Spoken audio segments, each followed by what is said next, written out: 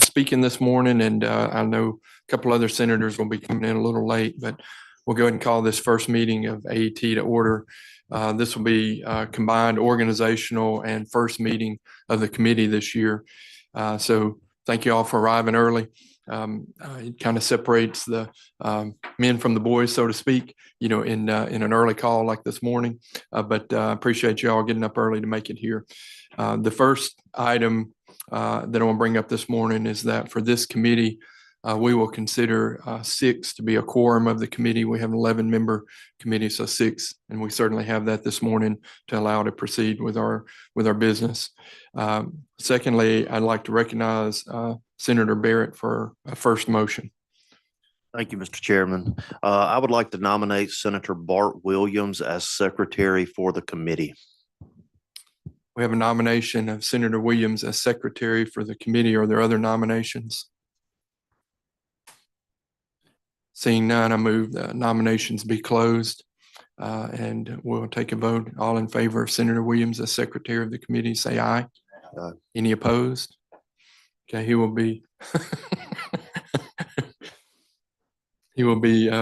moved into that position. Next, I'd like to recognize Senator Barrett for another motion. Thank you, Mr. Chairman. I move to adopt the chairman's rules of the Senate for the committee, with the exception that any motion to reconsider can be disposed of on the same day it is entered. You've heard the motion. Any questions on the motion?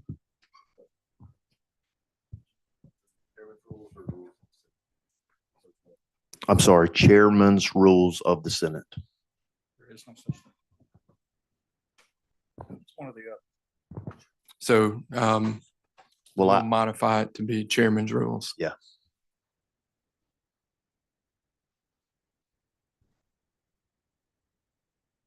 Any questions on the motion? All in favor say aye. Aye. Any opposed? And that motion is passed. Finally, wanted to just go ahead and mention on this, the use of Zoom meetings that we have that take place in rooms like this, where we have the ability to allow streaming. We allow members who cannot be present to view. If a member has a question, please contact me ahead of time and let me know what question you might have. And if you are having to attend by Zoom, we'll make every possibility to try to recognize you. If that is not being taken place, what we're going to try to do is recognize the members who are present for questions and concerns in the committee room. And of course, we will not have any virtual voting via the streaming. So those are kind of the organizational items that we have to kind of get started here. So any questions on any of the organization or the formation business of the committee first? Seeing none, we'll move to the agenda. The first item on our agenda you have in front of you is Senate Bill 2307 regarding the compensation of elected and state district officers. I'll recognize Senator Barrett to explain that bill. Thank you, Mr. Chairman. As a brief explanation, this bill covers obviously compensation of elected officials. If you'll see on line 29, this extends the repealer date from 2024 to 2028. And that is a brief explanation of the bill. Are there any questions? If a motion of title sufficient do pass, all in favor say aye. Aye. Any opposed? Okay, that bill will be reported. The next bill on our agenda today is Senate Bill 23. I think my microphones may be coming in and out. So next bill is Senate Bill 2308. I'll recognize Senator Barrett to explain this bill as well. Thank you, Mr. Chairman. As a brief explanation, on line 65, this would extend the repealer from 2024 to 2028 for the public Mississippi Public Records Act. That is a brief explanation of what this bill does. So again, this is just a repealer bill. Any questions on the bill? Senator Blunt? Thank you, Mr. Chairman. Why does this law need a repealer? It was currently on a 4-year repealer, and the recommendation by council that was that we continue that. There are several bills, to your point, that probably we could remove the repealer. But I believe this has been in statute for many years on a repealer process. And so a welcome chance to talk to you about that, outside of this to see if we need to consider that. But the bill in front of you just extends the repealer an additional 4 years, as is our policy on a number of bills. Thank you. Any other questions on that repealer? Is there a motion? Motion. A motion of title sufficient do pass. All in favor say aye. Aye. Any opposed? Okay, that bill will be reported. Next bill on the agenda is Senate Bill 2309, another repealer bill. Senator Barrett, you are recognized. Thank you, Mr. Chairman. Senate Bill number 2309, a brief explanation is this would extend the repealer on the moratorium for travel expenses. This repealer, the extension can be found at line 189. That is a brief explanation of the bill. Any questions? So again, just a repealer bill, same questions that Senator Blunt had on it, I think apply to most of these bills. Any questions? Is there a motion? I'll make the motion. Motion is Title sufficient do pass. a motion of title sufficient do pass. All in favor say aye. Any opposed? Okay, that bill will be reported. Our next bill, I think is the last of our repealer bills, is Senate Bill 2310. I'll recognize Senator Barrett to explain that bill as well. Thank you, Mr. Chairman. Senate Bill number 2310 extends the repealer on line 15 from 2024 to 2028, covering county's authorization to assess emergency telecommunication services. This is a brief explanation. Again, it just extends the repealer from 2024 to 2028 on line 15. And that's an explanation, Mr. Chairman. Any questions on the bill, Senator Thompson? Thank you, Mr. Chairman. I just have a question. It looks like we're bringing forward 14 different code sections as well. Is there a reason for that? I believe all of that code section is on the same repealer. The whole chapter stands appeal, so we bring forward all the code sections. To address that one section. Okay, gotcha. Thank you. We defer to the House on that. That's something they insisted on for years. We usually just bring forward the repealer section alone, but they always said, no, we got to bring forward all the sections. So we say, okay. And then we find out sometimes that they have some suggestions on what we might do with the code section in addition to extending the repealer. So that's another explanation on repealer bill. Any questions other than Senator Thompson's? Is there a motion on the bill? I make a motion, title sufficient do pass.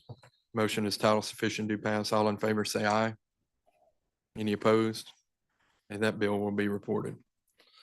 Okay, the next bill on our agenda for today is Senate Bill 2311.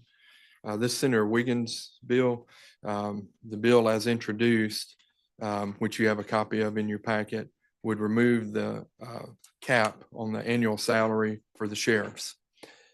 We've had some discussion out of session on this issue, and the issue that's been brought to my attention is that in many jurisdictions, the salaries of our deputies and other people through the municipal system have continued to go up.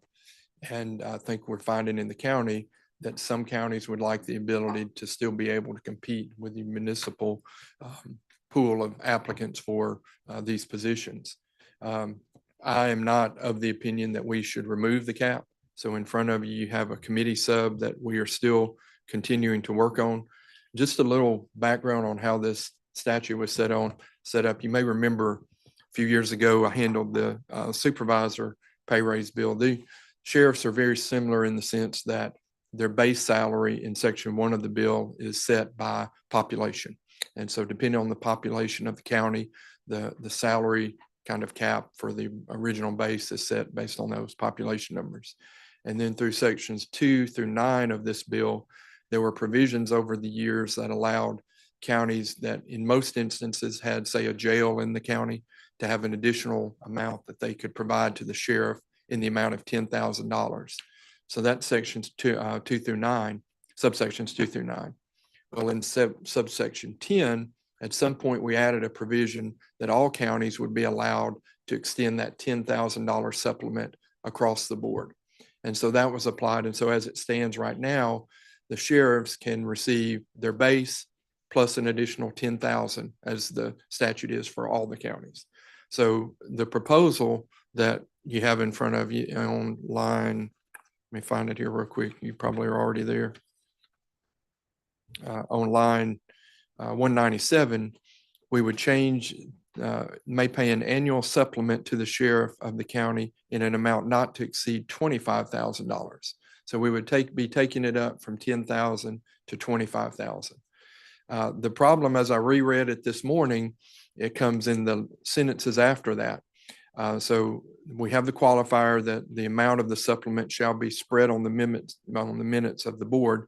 Basically, we're not making this a mandate. This is up to the counties to decide if they want to extend this additional pay scale if they desire to. But the next sentence is the one that we need to do a little work on, because it says the annual supplement authorized in this subsection shall not be in addition to the annual supplements authorized in subsections 2 through 9.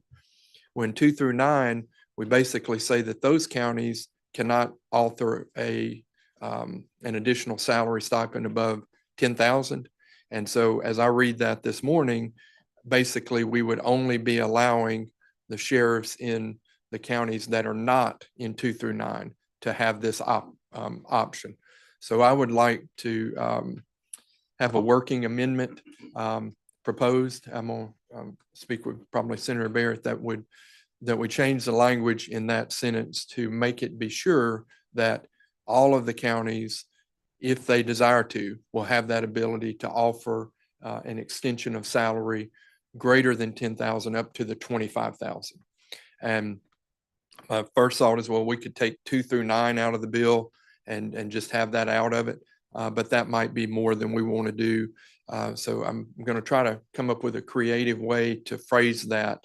And then the next line here says that the salary provided in subsection 2 of subsection 1 of this section, plus any annual supplement authorized in subsections 2 through 10 of this section shall be the total salary authorized for that sheriff and shall not be increased or supplemented by the Board of Supervisors for its sheriff from another source.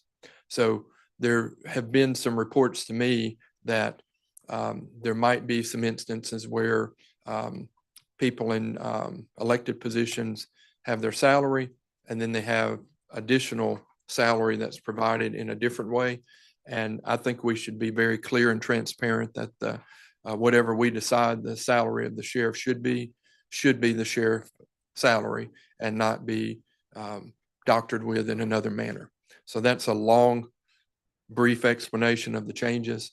And I'd rather open it up to discussion before I'll recognize Senator Barrett for an amendment to create that change. So any questions on the discussion? Senator Turner Ford. Thank you, Mr. Chairman. So what are we anticipating, or do we have some sort of amount that would be the maximum that a sheriff could make? So in this scenario here, we'll just use the example that we have right now.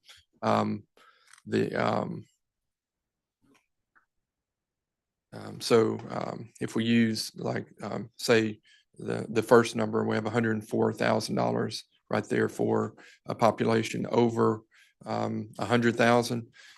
They have the ability right now to have a $10,000 additional amount added to that. We would be changing that to 25,000 plus the 104. So in that example, it'd be 104 plus 25. Then for these other, because I think just based on what I read, sections 2 through 9 give, I guess, specific authority for certain counties.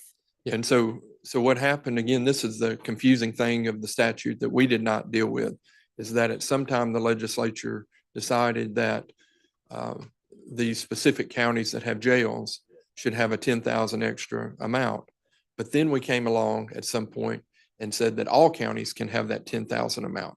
And those with the jails have been getting the 10,000, and the ones without the jails have been getting the 10,000 if their supervisors chose to give them that.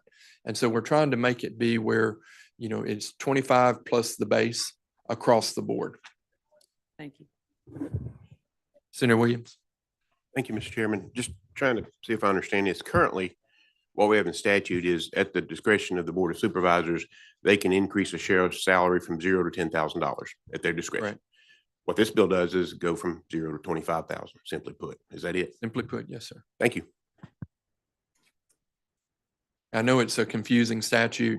I've kidded with people and said that I call this committee additional education and thought instead of the long name that we have for it, because it seems like every statute that I look at and every bill that's presented requires additional education and thought. And I think this bill is certainly the first example of that for this year.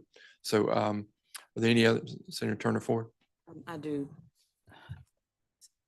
So my question is, because I'm not aware of counties that are saying we want the authority to pay the sheriff many, many more dollars, because we're talking about supervisors versus Right. another elected official. I hate to frame it that way, but that's typically how it seems to play out. Then my question is there a particular county that wants this authority? I've heard this from several sheriffs, and again, I would think that, you know, if you have a county where the municipality is not a competing type of entity towards the deputies and other things as far as salary kind of provisions go, the county may decide that they don't want to exercise this extension of salary. You know, but if you do have a county where, you know, the municipalities are paying, you know, more, you know, because there are provisions that prevent the salary of any deputy in law enforcement to exceed the salary of the sheriff. And so this would just give them that opportunity to make some changes and make them a little more competitive should they choose to. Again, this is completely and totally up to the discretion of the counties. And that's somewhat of a concern for me, that we are allowing sheriff's departments and police departments to be competitive in the rates that they pay. Have we been hearing this type of request from the counties or the supervisors? I know you say the sheriffs. Yeah, I've been hearing it from the sheriffs. Because that would be a bit more self-serving, in my Yeah. opinion. Yeah. But I don't like the idea of putting these particular subdivisions in competition. That just kind of gives me a bit of heartburn. Yeah. I would say that the competition is here right now, and it's not by our making. You know, we just are looking to try to find something. That's why I certainly am not in favor of removing the cap, you know, because I think that would take, you know, competition to a level where you have every county competing against every other county, you know, on issues. So, but I do think just adjusting the number, a reasonable amount is maybe our best thing to consider on this issue. So thanks for the question. Senator Hobson. Thank you, Mr. Chairman. One technical question is, would the 25,000 or whatever supplement they receive, would that also be included in their state retirement or their state service dollars, or would that be Yes. treated separately? It would be. Okay. And you're going to recognize Senator Barrett for a motion on that conforming language regarding the increase? Yes, sir. Okay, thank you. Senator Barrett, you're recognized for hopefully a clarifying amendment. Thank you, Mr. Chairman. I hope it is too. I think this can be clarified by making a motion to amend the committee substitute to conform to what we've discussed by striking On line 199, the annual supplement authorized in this subsection shall not be in addition to the annual supplements authorized in subsections 2 through 9. I think if we strike that sentence, it will conform to what we've discussed, which is counties will be able, should they decide to do so, sheriffs would be able to allowed to make an additional $25,000 should their supervisors decide to do that. I would think we would probably need to maybe supplement that amendment and say that if a county is exercising the supplement in sections 2 through 9, the total amount of the annual supplement shall in no instance exceed $25,000. Because I want to make it clear that it's not the 10 plus the 25, and so Senator Suber, you may have some better wording or suggestion on that. Thank you, Mr. Chairman. I'm just gonna throw this out there, but to me, it seems like we just need to eliminate sections 2 through 9 because at that point, I don't see them serving a purpose. I mean, because if it's a total of a $25,000 supplement, it's up to the discretion of the board. And if we have like 6 counties, maybe or 7 counties that are listed, I don't really see any need for it. I can see why it was originally created, but at this point, all the counties are eligible for this $10,000 supplement. And that was the most they're able to receive. And now if it is moved up to 25, I think if we eliminated sections 2 through 9, it would clarify this whole bill. And I certainly agree. I wonder if there was a long discussion by groups like this before that required that language to be put there. And so, Senator Hobson. Thank you, Mr. Chairman. I do notice in the provisions, just glancing quickly at this, there are some sections that say may pay. I look at subsection 4 that says those boards shall pay the annual supplement. So I do think there has to, either if we're going to go with the proposal that Senator Suber has recommended, I think you're going to have to, or we're going to have to clean up the languages in the various sections. If this is totally Right. discretionary on the 10,000, maybe you could remove those, but on some of these, at least it looks like subsection 6 also says shall pay an additional supplement. And so I would. So I think we need to with be that careful about information, deleting those. I agree, With at least those 2 subsections saying shall. because we're not sure how this is being provided in all of those counties. So I think Senator Barrett's amendment with the qualifier I made at the end of it, that we're being sure that in no instance that should the annual supplement exceed 25,000 would be maybe the better approach to take on it. Although if we did find out that, every single one of these counties is providing that supplement and the may and shall issue became, somewhat of a moot point, we certainly could make an adjustment as this goes through the process. But Senator Suber, I would suggest we stay with the First Amendment, but give it some more thought as the process goes along. So we have an amendment in front of us. Any questions on the amendment as stated? So Senator Barrett moves adoption of the amendment. Yes, sir. Aye. All in favor, say aye. Any opposed? Okay, so now we're back on the bill as amended. And so Senator Barrett for a motion. Committee stuff. Committee sub. Yep. I'll make a motion that we adopt the committee sub as amended. You hear the motion? Any questions? All in favor, say aye. Any opposed? Okay, thank you for your work and for your insight and thought on that. And again, this one, just this morning, as I was looking at it, brought more questions, to the front. So after this meeting, I certainly welcome any feedback and suggestions on how to make this more transparent and clear going forward. Okay, so moving on, we're gonna go to, Need a final motion. Constitution Group S Committee stuff. and the final motion is, I'll make the motion, title sufficient, do pass committee sub. all in favor, say aye. Any opposed? Okay, so the next item on the agenda, item 6 is Senate Bill 2313. This is Senator Johnson's bill. This one's a little bit more straightforward, I believe. It just simply says it directs the Secretary of State to promulgate regulations prohibiting the imposition of annual filing or reporting requirements on charitable nonprofit organizations, which are more stringent than those requirements for state agencies. So it basically just says that, you know, if you're gonna, you can't make the requirements for a nonprofit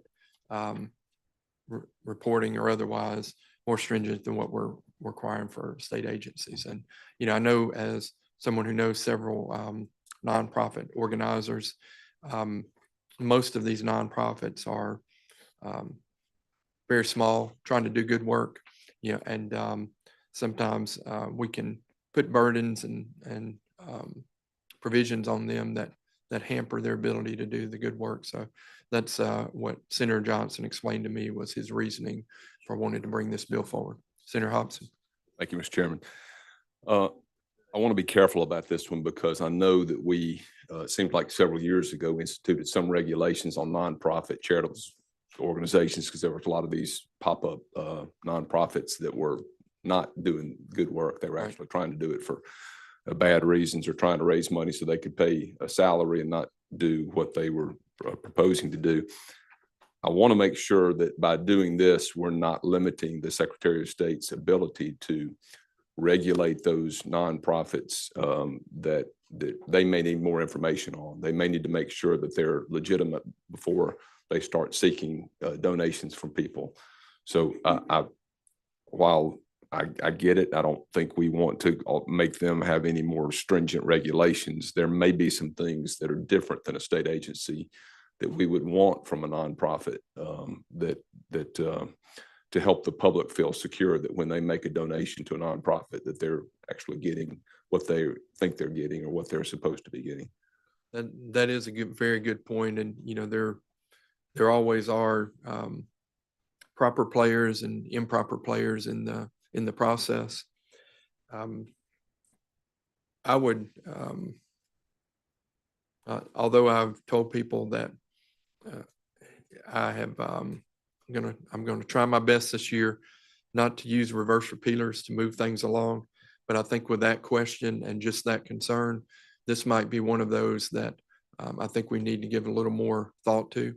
You know, so I would consider a reverse repealer by yourself on this to be a friendly So amendment. moved. Thank you. So we have a motion for amendment of a reverse repealer for this bill by Senator Hobson. Any question on that amendment? Seeing no questions, all in favor of that amendment, say aye. Aye. Any opposed? And we will add that to the bill. Now we're on final passage. So the motion would be that we adopt the committee sub. Senator Blunt for a question. Well, if we're on final passage, I can just briefly ask to be recognized to speak on. Final Absolutely. passage. You know, there are three terms that are often used synonymously that aren't synonymous, and that is nonprofit, 501c3, and charities. And the Secretary of State regulates, he files nonprofit papers when you incorporate a nonprofit. He regulates charities, which are entities that ask people for money. And I do think Senator Hobson's amendment was a good amendment because as I read this, it says that no reporting requirements and charities file reports with the Secretary of State's office shall be more stringent than requirements applicable to other state agencies. What are those requirements on other state agencies? It doesn't make any sense. I think we have a reverse repealer in the bill. We need to involve the Secretary of State's office. There are groups that solicit donations from the public that are nothing but a scam. And the people are protected by the Secretary of State's office. And so we don't need to take that away. We don't want to impose unnecessary paperwork, but we also need to protect the public so that they get a call from, and oftentimes it's a law enforcement organization or a veterans organization or a group that people are inclined to support. And some of these things are ripoffs and it's the Secretary of State that protects the public. So we just need to get his office involved in this, and I think we can do it. But I just wanted to bring that up for the committee. I appreciate the amendment in the bill. I totally agree and move back to my additional education and thought provision that I provided earlier. We may get that name to stick for the committee going forward because nobody else can remember, what the name of this committee is. So with that, anyone else with questions or wish to speak on the bill? Senator Braining? Thank you, Mr. Chairman. I think I share some of the same sentiments. I'd like to know if there, in fact, has been a specific circumstance where a charitable organization feels as if there are requirements, they are standards they're held to that's more stringent than a state agency. If there is a specific example, I would maybe like to see that. And Yeah, I think it'd be good for maybe you and I to get with Senator Johnson, and find out his thoughts on the genesis of this and how he came to bring this bill forward. So I look forward to that Great. conversation. Thank you. Okay, so with the amendment of the reverse repealer, the motion would be that we pass as committee sub. So the motion would be, so we have a motion in as well, just committee sub will be fine. So motion is title sufficient to pass committee sub. All in favor, say aye. Any opposed? Yeah, that bill will be reported. Okay, next on the agenda is a bill by Senator Hobson. It's Senate Bill 2404. It deals with an interesting situation he let me become aware of. And so I recognize Senator Hobson to explain the bill. Thank you, Mr. Chairman.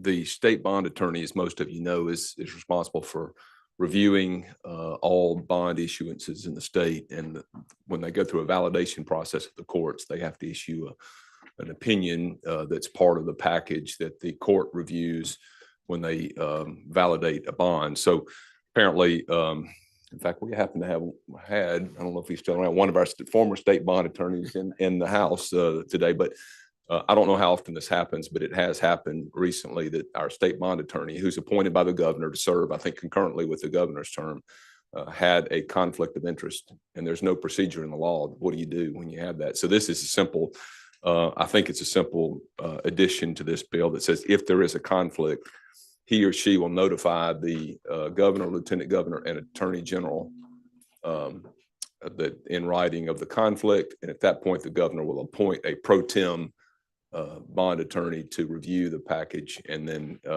they'll serve for the limited purpose of reviewing that particular bond, and then they're done. So this is just an attempt to try to, hopefully it won't happen much, but if it does, we'll have something in place that'll be easy to maneuver through to get the bond approved.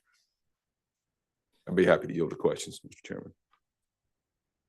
Any questions for the chairman on that bill? If not, I move title sufficient to pass. A motion, title sufficient to pass. All in favor, say aye. Aye. Any opposed? Okay, that bill will be reported. Okay, the last bill on our agenda, you will certainly recognize from last year. I'll just give a little bit of a background on this as we kind of move into it.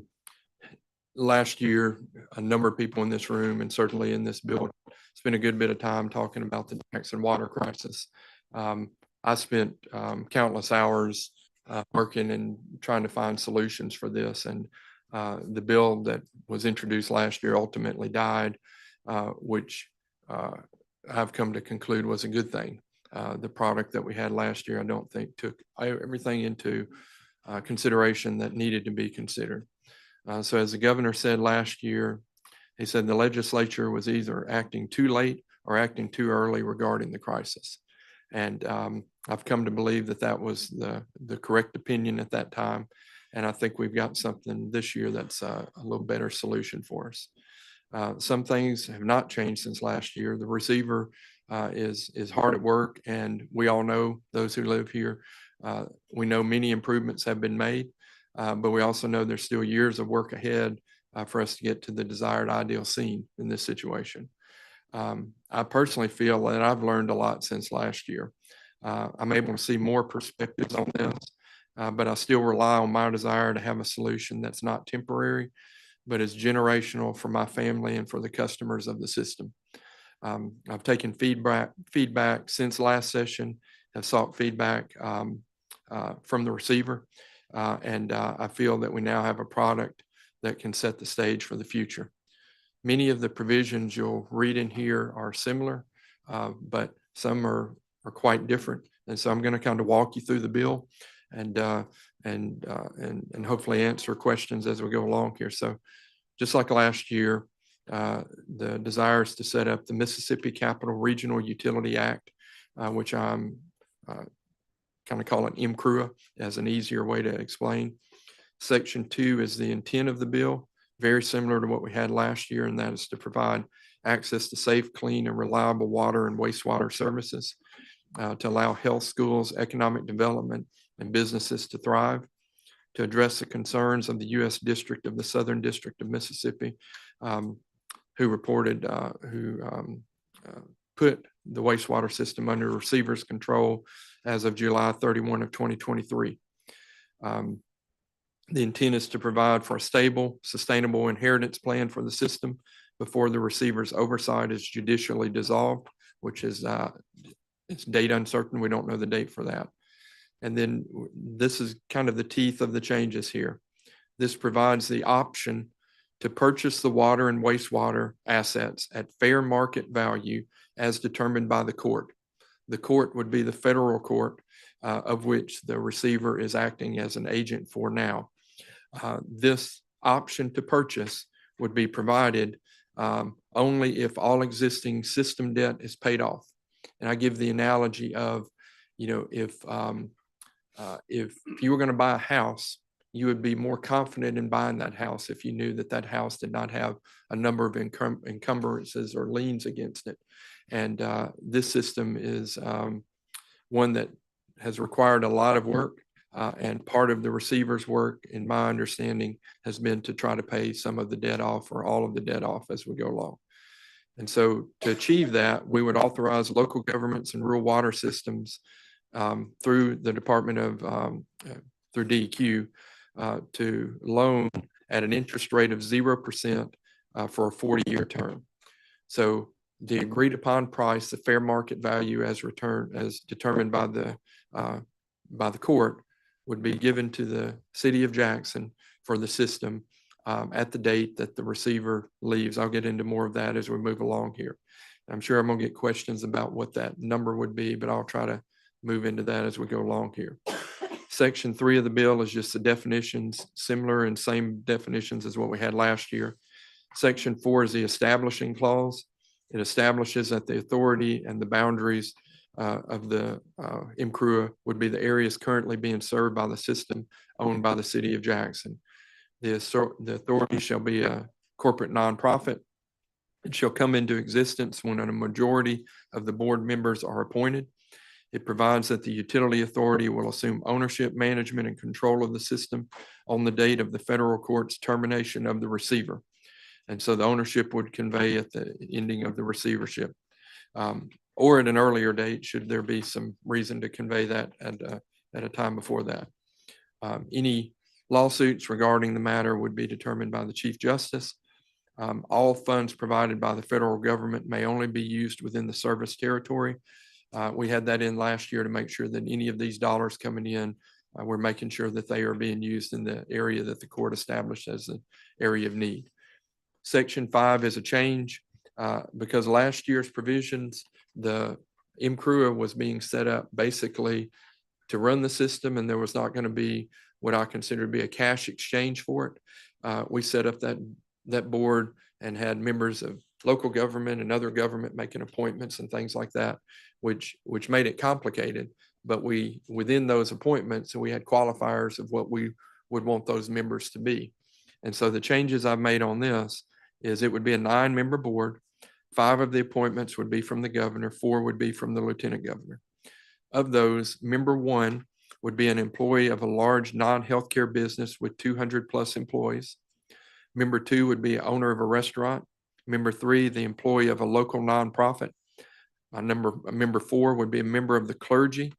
and member 5 would be an at-large appointee. All of those appointments by the governor would have to be ratepayers and members of the community within the service area. The next 4 appointments by the lieutenant governor, member 6 would be a small business owner, member 7, employee of a large healthcare facility, member 8, employee of a post-secondary institution, and member 9 would be an at-large appointment, which also would have to be a member within the service area. These appointments must be made by September 1 of 2024. Each of these appointments shall have advice and consent from the Senate. These appointments must be diverse, must be ratepayers, and have significant experience in business, public health, and public utilities. They'll have staggered terms. The staggers are in here that'll tell you about that, and each of those members will be eligible to serve an additional 2 full terms. I think we've done a good job in setting the staggers up appropriately. The expenses of the board will be paid from the available funds of the utility authority after it assumes ownership. Until then, the state will pay organizational expenses subject to appropriations, and there'll be another payment the state will be responsible for. I'll get into shortly. Section 6 indicates the specifics on the president. The board shall consult with the court in appointing a president by January 1 of 2025. So the federal court will have the say-so in a proper president be appointed to this position. I look forward to discussing this more with Ted Hennepin and figuring how that would happen. I will say that this has been, is now in his hands. He has given it some more look into it, but a lot of the things in here have come from suggestions and things that last year I found very, very beneficial in understanding the sentiment of the community and the sentiment of the court in trying to make this a better product. President shall cooperate with the receiver until the utility district assumes ownership, management, and control, and shall serve as the receiver's deputy. This is a new revision, so this new president will be the kind of the lead person along the receiver. And as I explained last year, there is certainly a desire by, I believe, the court and the receiver that we start having someone in place who can be ready to assume the reins once this receivership is complete. Section 7 states that the authority shall adopt rules and regulations, limits the utilities oversight related to Ridgeland to wastewater, and maintains the current agreement structure related to rates there. Charges that the city of Ridgeland have a prorated amount for conveyance, treatment, capital improvements, and debt service, then that allows the city of Ridgeland to continue in the same manner of operation as they have right now. Section 8 are the general powers of the authority, which include making contracts, maintaining space, paying debt, ability to employ and terminate staff, to assume water, wastewater, or other systems by agreement or contract. And I think I mentioned this last year. I would love to see this area water system come out of this as maybe one of the best water systems we have in the area.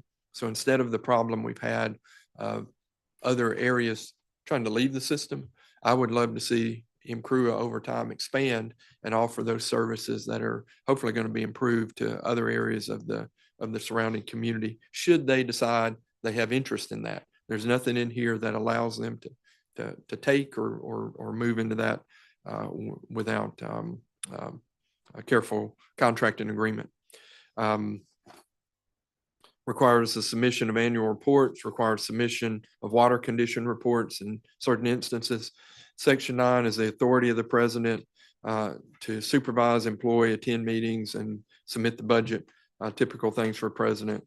Section 10 is the will and pleasure of the employees. Section 11 is limitation of personal liability. Section 12, bidding requirements shall be open and competitive in the bidding process. Section 13 is operating account for the IMCRUA. Section 14 is an ethics provision. Section 15 are the miscellaneous powers of the authority. Section 16 allows IMCRUA to adjust rates. Section 17 is voluntary consolidation of systems, which, as I said before, other systems may merge with the utility authority on a voluntary basis. And it also has a provision that no municipality currently served by the system shall be forced to continue to be served by them perpetually. Section 18 through 29 are provisions we pulled forward from the Mississippi Gulf Coast Regional Utility Authority Act dealing with bonding, and are just mirror those provisions.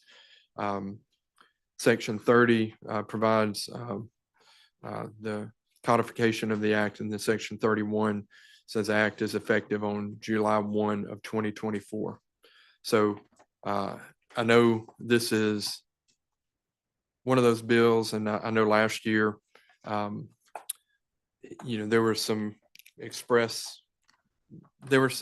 people who expressed to me a concern that I had not come and discussed everything that I had been talking and considering about this. There are times and there are concerns that where Bill, sometimes, you look at things, you analyze, and you try to make the best decision you can, and you just decide that you're going to take the shots for doing that. But along that track, I will tell you all that I've tried to make this a better product. I've tried to make it be one that takes as much of the politics out of it as possible. But I'm absolutely sure that there's a desire by the receivership process to move to an alternative method of governance of the utility system when that term ends. And this is a way where we can try to set that in motion and try to have something that's fair and equitable, that provides a way to make a difference for the people of Jackson who've been in crisis over this issue. So after a long explanation, I'm certain I'll probably have a question or two. So any questions from the committee? Senator Blunt? Mr. Chairman, I don't have a question, but I'd like to speak before we vote. Any question? Senator Turner Ford? Thank you, Mr. Chairman. I'm looking at section 12, and I have not had a chance to study this, but it's saying that the authority will they'll be able to adopt administrative rules for any class of procurement.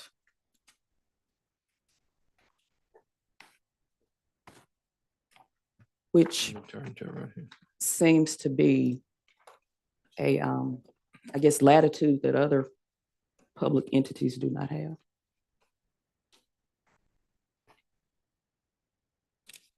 So to ask the What line question, number are you on? it's 689, I'm sorry. I'm flipping through a 688, and different I guess I'm just making a comment because I'm curious about what is anticipated by the authority that they could adopt in terms of procurement. What could they authorize themselves to do? And if it's saying any class of procurement, are they basically eliminating themselves from bid laws, et cetera? No, and I will say this too, on as a new chair of AET, as you can imagine, there have been countless people who've come to me with questions and concerns about procurement and bid laws. And what I've come to find out about that already is that we've got some work to do on that. And it's not a quick little Band-Aid to put on something. I think it's more of a detailed, kind of look into the process. But I will go through section 12 and just make sure that there's nothing nefarious at all in that language.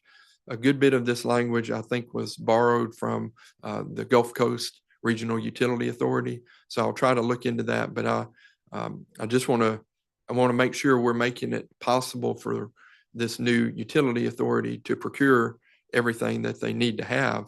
But I certainly do not have any intent to give them an ability that's beyond what any other utility authority would have in the same situation.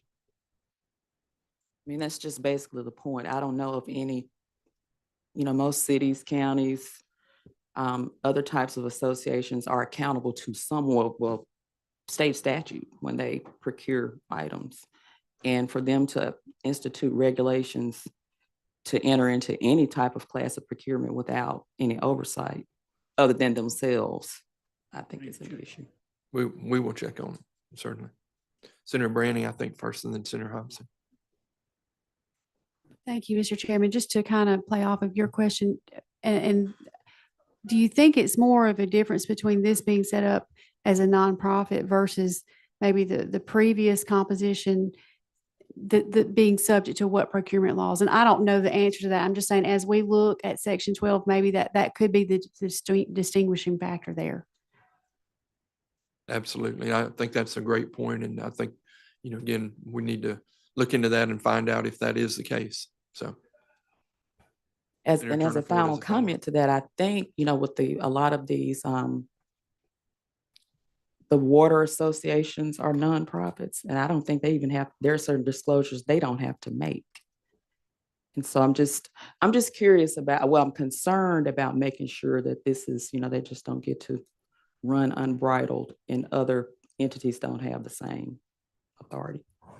And I agree that, the desires, transparency, and clarity. I think that's going to be, I think, on this new draft, the ability, I think we're coming along the federal court and we're working in partnership with the federal court to try to lead the system into a situation where the system can excel after the receivership ends.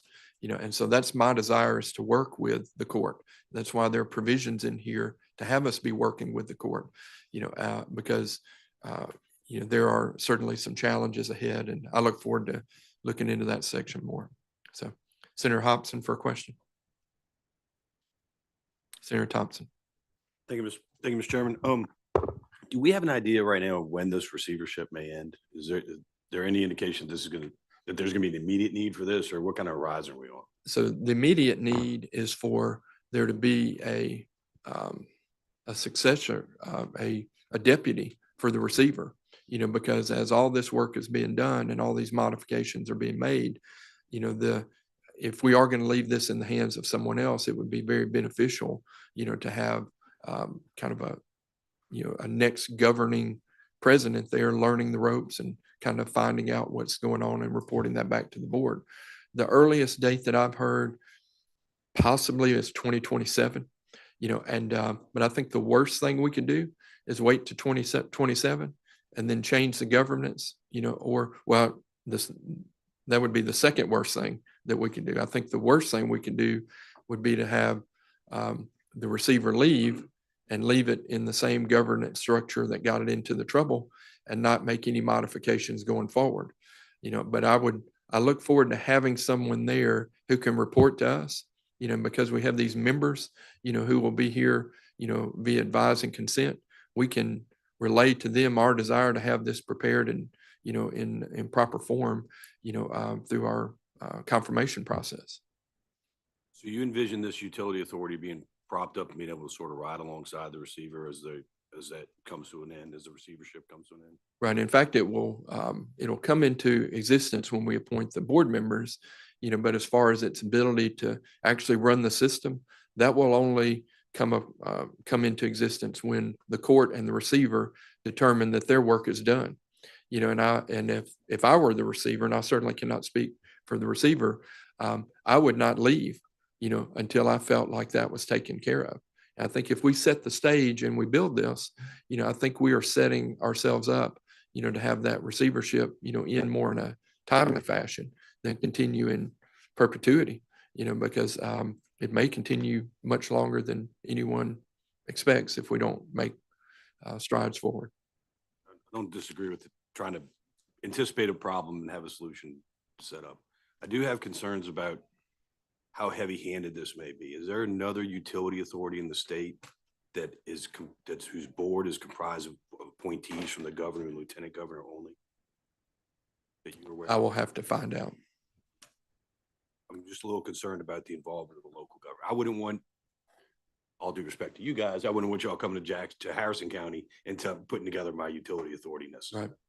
Right. We do have a unique situation in Jackson, though, in the sense that, within the district, we have set up, a capital complex district. We've set up, it is a different situation than the coast, and so, and it's it's a challenging appointment process to make. From last year, that was one of the more difficult things to do, is try to figure out, who's going to appoint, and, how we're going to appoint, and, how we make this happen. So this is an attempt that reflects the fact that we had significant roadblocks and significant concerns to the structure that was considered last year. I understand. I appreciate the work that you've put in on it. I do have one last question on lines 170 through 174. If there's an action against the authority, it says the Chief Justice shall select an appropriate circuit or chancery court, which will have exclusive jurisdiction. I don't know, does that create an issue similar to what the Supreme Court decided about 1020, about having the jurisdiction of the existing Hinds County Court? Does that create a conflict there, is what I'm concerned? So in background, there was an opportunity late in the process last year to consider adding the water bill to 1020. In my mind, there is absolutely positively no similarity between 1020 last year and what this bill does. And so I have worked painstakingly to try to make this be a different issue, and try to make this be an issue that is regarded by the community in a different manner. And so any reference that comes in any part of this statute that tries to relate this bill back to 1020, I will consider offensive, and work my tail off to make sure there is no connection made between this bill and 1020.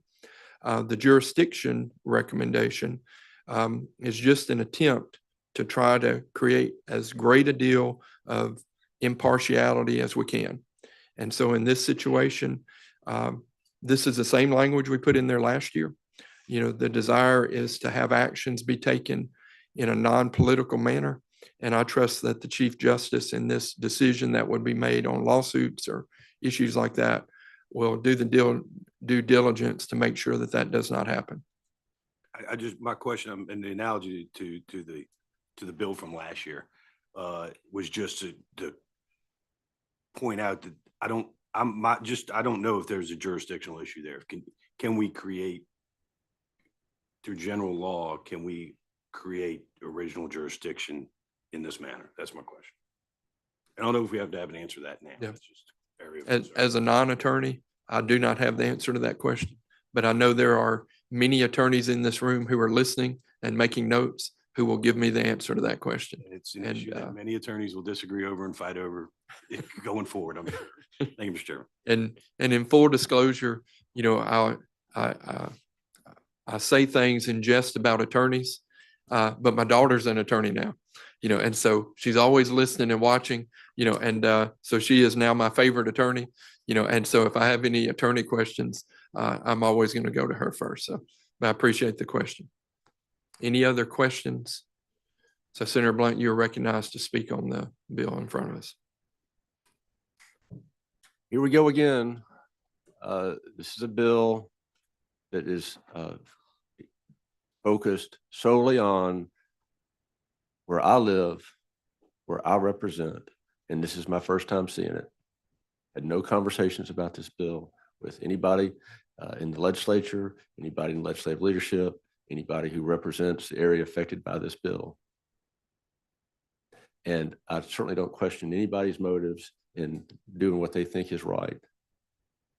But with any other community, with your community, if there was a bill about your district, you would want to be involved, and you would want the motivation for that bill to come from the people who are affected by the bill. And that has not happened. That has not happened. There are basic things that if you talk to anybody who lives in the area affected by this bill, you would know. For example, the city of Byram, which I represent, which is 12,000 people. There's no provision in here. There's special provisions in the bill for Ridgeland. There's no recognition of Byram. Byram gets their water from the city of Jackson. The basic effect of this bill for at least 3 or 4 years is nothing at all. Nothing. The federal court has control of the Jackson water system, not the city of Jackson, not the mayor, not the city council. Judge Wingate has appointed Ted Hennepin as a third-party operator to run the system. And I think he's doing a good job. And I believe that if you, Chairman said we're too early last year, you're still too early. I promise you, when it's time for him to go home in 4 years or 5 years, the people in Jackson will say, I like this better. Don't give it back to the way it was run before. This is better. And we would come to you with a solution before he leaves. He's not leaving anytime soon. The federal court has complete control regardless of what this legislature does. And thanks to Congressman Thompson and thanks to President Biden, there's money to fix what needs to be fixed, and it's being fixed, and it's getting better. This bill is too early, and when it's time to come to a solution, that solution needs to come from the people who live here. That's just fundamental in our government. So So I have interjection here. I am of the belief that when you move into this system, you have every single right that someone else has in this system that has lived here longer. Because when you get the water for this system every day, like I do, and like my daughter does within this system, we have the ability and we have the right to make considerations and judgments about what needs to be done. I will say that last session, there was not a time where you walked into my office and asked to sit down and talk about this bill after I introduced it. As this moves along, what I think is going to happen is as conditions get better, people forget the crisis. People move on. There's less talk about this issue in this Capitol this year than there was last year. You know, that is evidenced by the fact that today we're talking about this bill, and there's not a person in this building who's asked me this year, what are we going to do about the Jackson water crisis? Whereas last year it was coming to all of us and it was being mentioned. If we don't act at a certain time, then people will think, well, let's just go back to doing things the way we used to do it. You know, and I think there is an error in that. And I think to not move forward and to kick the can further down the road is going to make the can harder to kick, and it's going to make it a more difficult process as we go along. You know, so I look forward to having you come by and talk to me about this. My door is always open. I spoke with the mayor of Ridgeland. I spoke with the mayor of Byram last year. You know, in my office, they came by and spoke. I spoke with the mayor of Jackson last year in my office, came by and we spoke in there. We had good, detailed meetings. I spoke with the receiver several times. And I take issue at the fact that someone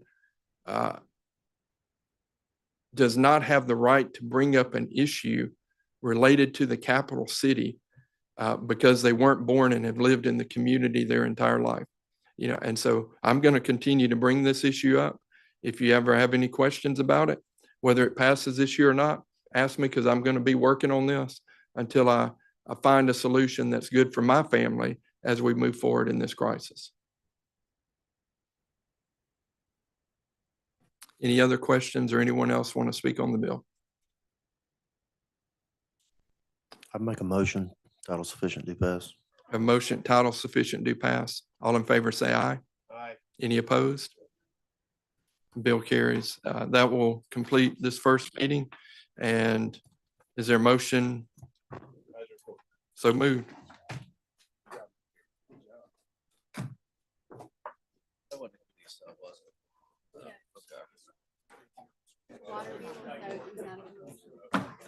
Welcome.